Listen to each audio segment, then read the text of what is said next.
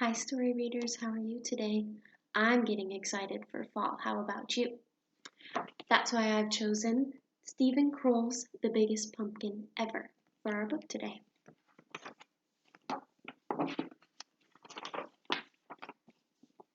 Once there were two mice who fell in love with the same pumpkin.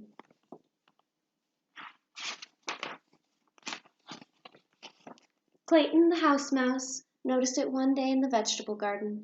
It was still little and green, but Clayton thought he could make it grow really big.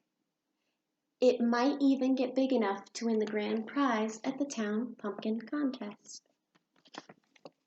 Desmond the field mouse discovered the pumpkin that same day. He thought that if he helped it grow, it could become the biggest jack-o'-lantern in the neighborhood.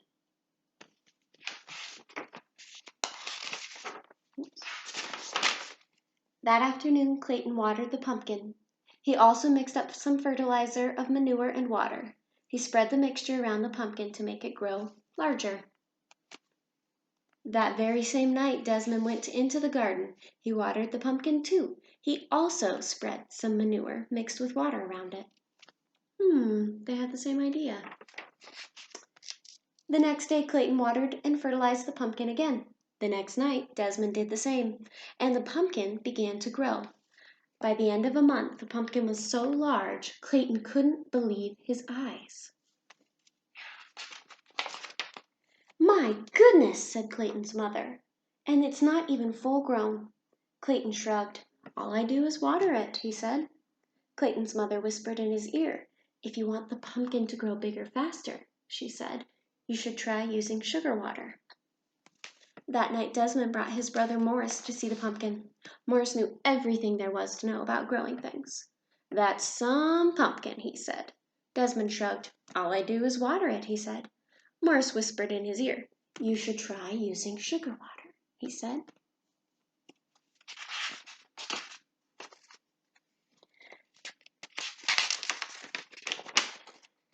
The next day, Clayton dug a small hole beside the pumpkin vine. In the hole, he placed a bowl of sugar water. He cut into the vine a few inches from the pumpkin. Then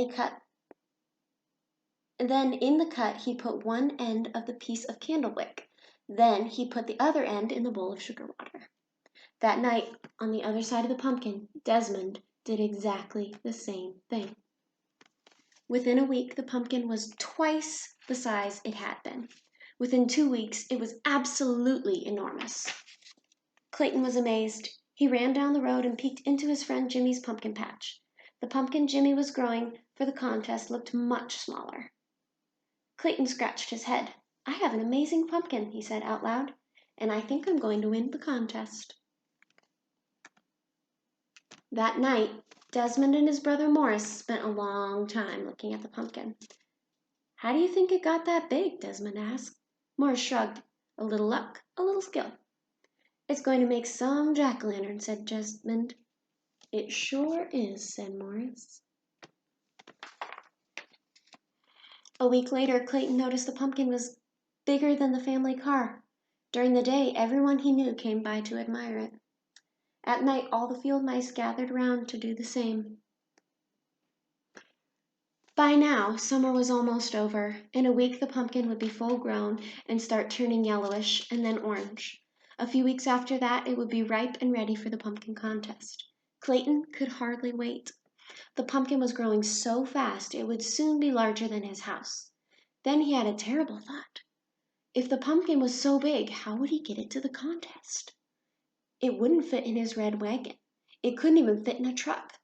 Clayton decided to worry about this when the time came. Look how big that pumpkin is. That night, the weather grew colder. Thinking there might be an early frost, Clayton rushed out to the pumpkin with his blanket. One was not enough. Soon he was rushing back and forth, carrying all the blankets from the house. As he worked, he hummed a little song, and as he hummed, he heard someone else singing. He also began to realize that someone else was covering the pumpkin with blankets. Desmond, too, had seen the danger of an early frost. He, too, had brought blankets for the pumpkin. And as he worked, he sang a little song, and as he sang, he began to realize that someone else was working and humming along.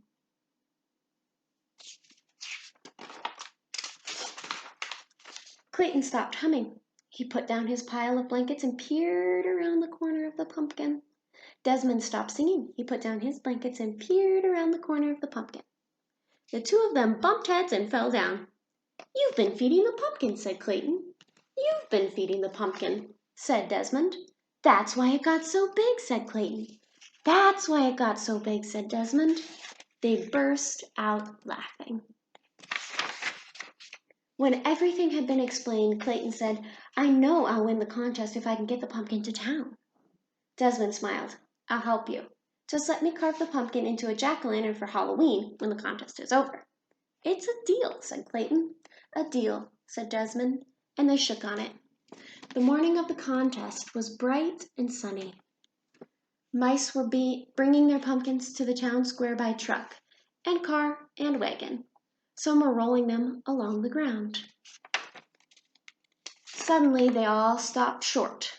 Over the fields came the biggest pumpkin anyone had ever seen. It was being pulled by 100 field mice on motorcycles. When the pumpkin reached town, it was too big for any of the streets. Clayton had to explain why they couldn't bring it to the square. The mayor understood at once. He led the crowd to the giant pumpkin and pinned the first prize ribbon on its side. Then everyone danced around it. "Who would have believed this?" said Clayton as he danced. "Who would have believed this?" said Desmond at the same moment.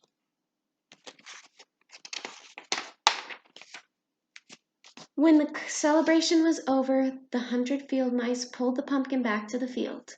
The day before Halloween, they carved it into the best jack-o'-lantern ever. And on Halloween night, its wonderful smiling face could be seen glowing for miles around. The end. It's kind of a fun fall time story, isn't it? I hope you have fun doing fall time things of your own.